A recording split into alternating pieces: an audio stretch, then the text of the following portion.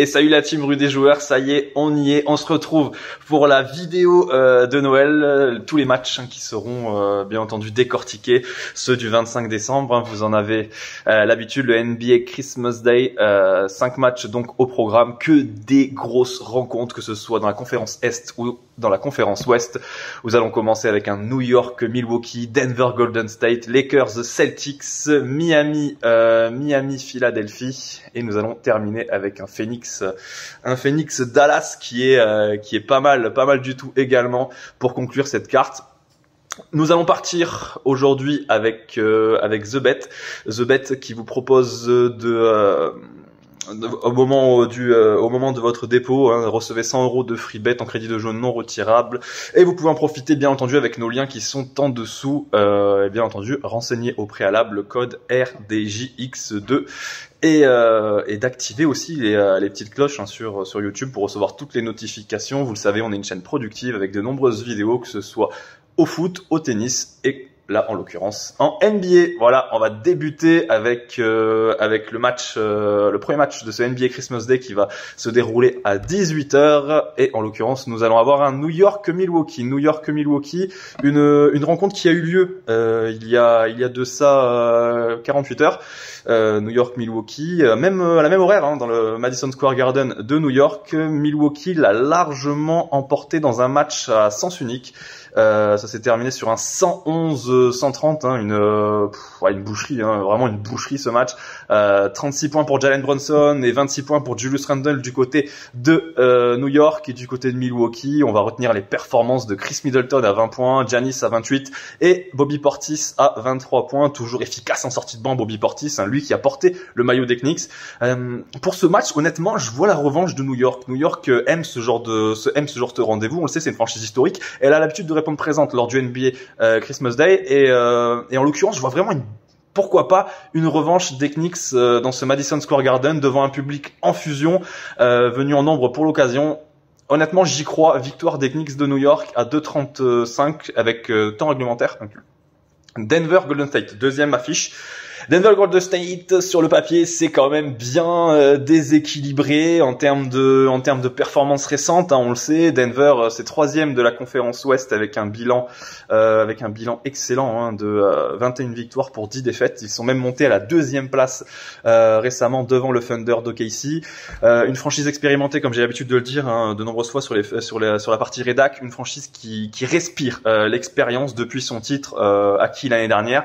Et du côté de Golden State, la franchise qui a marqué la NBA durant les 10 dernières années.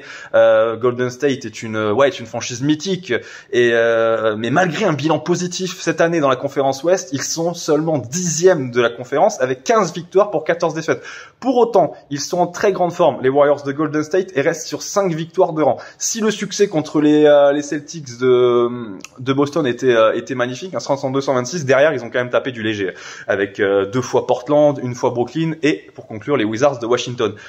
Malgré tout, honnêtement, on connaît Golden State, c'est pareil que pour New York, ça aime les grands rendez-vous. Vous l'avez vu contre Boston, ils ont réussi à taper des Celtics qui pourtant sont supérieurs à tous les niveaux, mais Golden State dans les grands rendez-vous a l'habitude de répondre présent, de répondre à une certaine forme de pression, et je vois bien un Golden State plus 7 à 1,70, donc un Golden State qui ne va peut-être pas gagner, mais qui va opposer une très belle résistance dans la Chase Center du Colorado de Denver.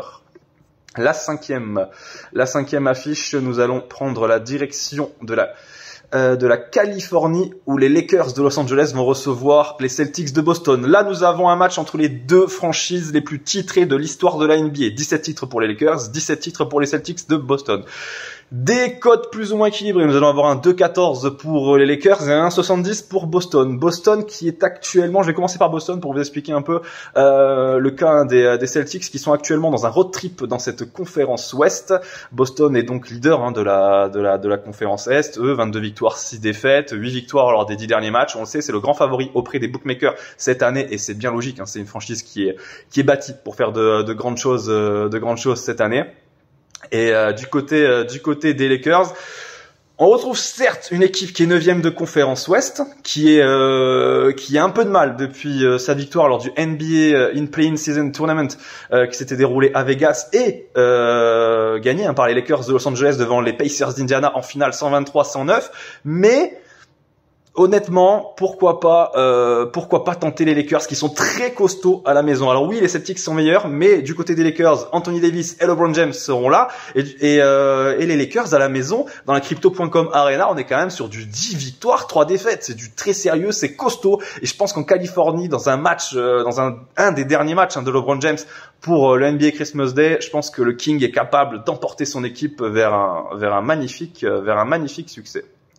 Nous allons retourner dans la conférence Est à présent, où nous allons nous diriger en Floride, donc dans le sud de l'Amérique, où le Heat de Miami reçoit les Sixers de Philly. Là aussi, je vous l'ai dit honnêtement, on va pas se mentir, c'est que du lourd, que des grosses affiches. Miami, Philadelphie, Miami à 2, Philadelphie à 1,78. Au classement, ça donne quoi pour ces deux franchises de la conférence Est? Nous allons retrouver Philadelphie à la 3e place avec un bilan de 20 victoires, 8 défaites, et le Heat de Miami à la 5e place avec un bilan de 17 victoires pour 12 défaites. Moi, pour ma part, je vois jouer Philly, je regarde leurs matchs, ils sont impressionnants. Joel Embiid, c'est quand même 35 points de moyenne cette saison NBA. C'est un monstre, le mec, il est au-dessus du lot, et je pense qu'il va la fracasser cette raquette du 8, même si on sait que Bam Adebayo, physiquement et mentalement, il peut opposer un certain défi à Joel Embiid, mais je vois bien quand même les Sixers le faire, d'autant plus qu'ils sont très solides en déplacement avec un bilan de 8 victoires, 4 défaites, donc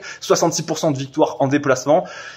Les Sixers, je les vois l'emporter et réaliser un très gros match du côté de Miami. Et nous allons conclure cette carte NBA avec un alléchant Phoenix-Dallas qui aura lieu sous le soleil de l'Arizona en fin de soirée pour nous Français à 4h30 du matin. Phoenix-Dallas, 1,50 Phoenix, 2,56 Dallas.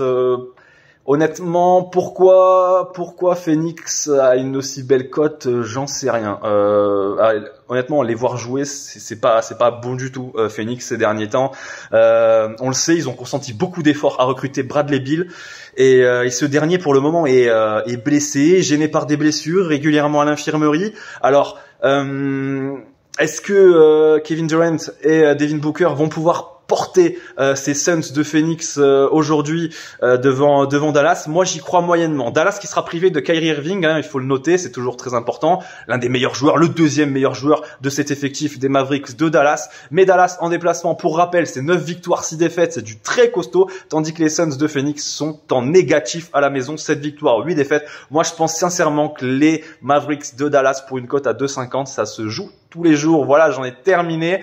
Le temps pour moi de vous rappeler que les jeux d'argent sont interdits aux mineurs, qu'il n'est pas nécessaire de miser des 1000 et des 100 pour se faire kiffer. Profitez-en pour garder votre argent et gâter vos proches en ces périodes de fêtes. J'en ai terminé. Je vous souhaite donc de très bonnes fêtes. Passez de bons moments avec vos proches, et je vous dis pour ma part à mercredi. Ciao ciao les amis.